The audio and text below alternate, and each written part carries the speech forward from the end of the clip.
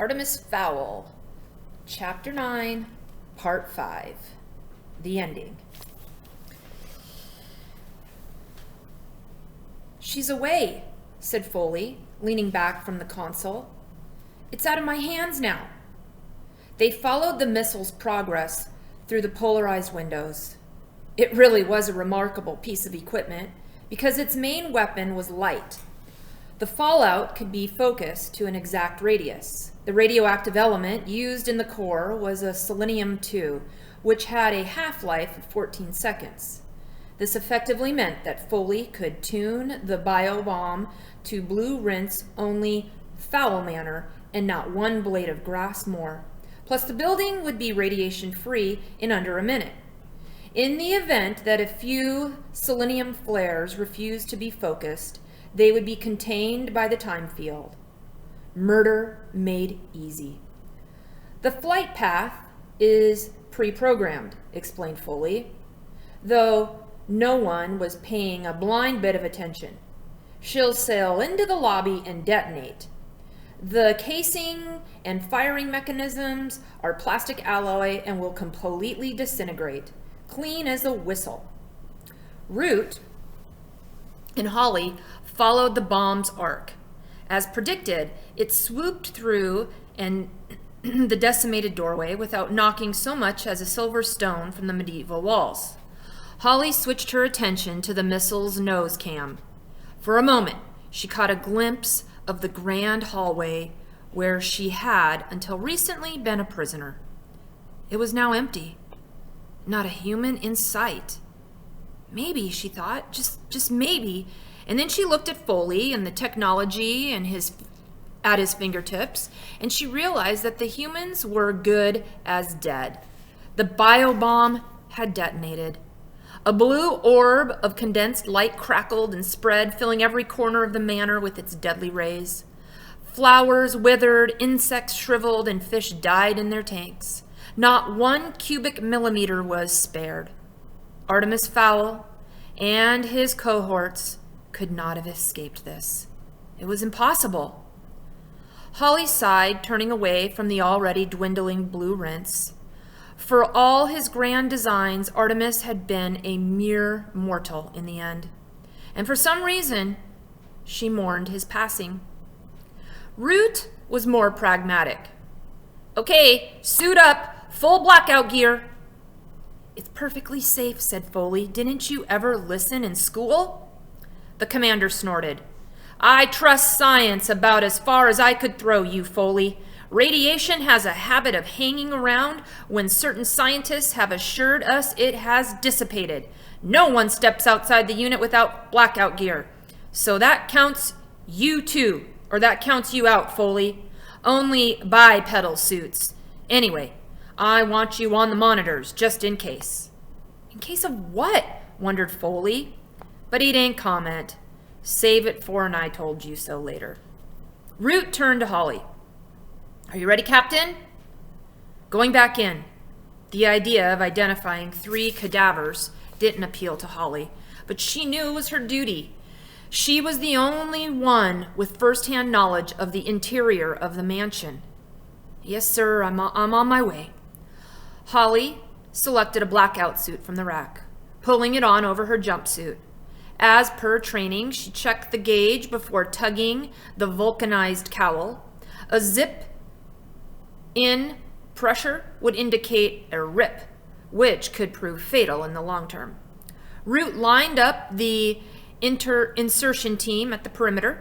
The remains of Retrieval 1 were about as eager to insert themselves into the manor as they would be to juggle Atlantean stink bombs. "You're certain the big one is gone?" "Yes, Captain Kelp. He's gone, one way or another." Trouble wasn't convinced. "Because, that big one is one mean human, and I think he has some magic of his own." Corporal Grubb giggled and got an immediate clip on the ear for himself. He muttered something about telling Mommy and quickly strapped on his helmet. Root felt his complexion redden. "Let's move out. Your mission is to locate and recover the bullion Watch for booby traps. I didn't trust Fowl when he was alive, and I definitely don't trust him now that he is dead. The word booby traps got everyone's attention. The idea of bouncing Betty anti-personnel mine exploding at head height was enough to dispel any nonchalance in the troops. No one built weapons of cruelty like the Mudmen did. As the junior recon officer, Holly was on point, and even though there weren't supposed to be any hostiles in the manor, she found her gun hand automatically holding the Neutrino 2000. The mansion was eerily quiet, with only the fizzle of the last few selenium flares to alleviate the stillness. Death was there too, in silence. The manor was a cradle of death. Holly could smell it. Behind those medieval walls lay bodies of millions of insects, and under the floors, cooling corpses of spiders and mice. They approached the doorway tentatively. Holly swept the area with the X-ray scanner.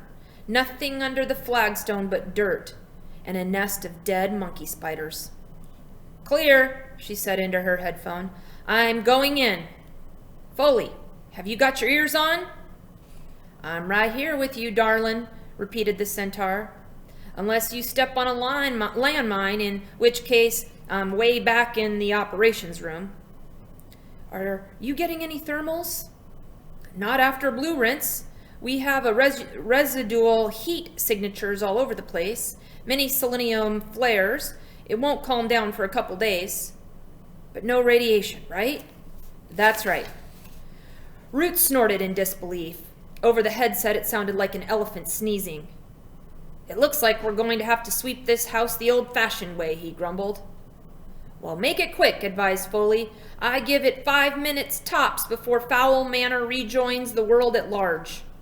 Holly stepped through what used to be the doorway.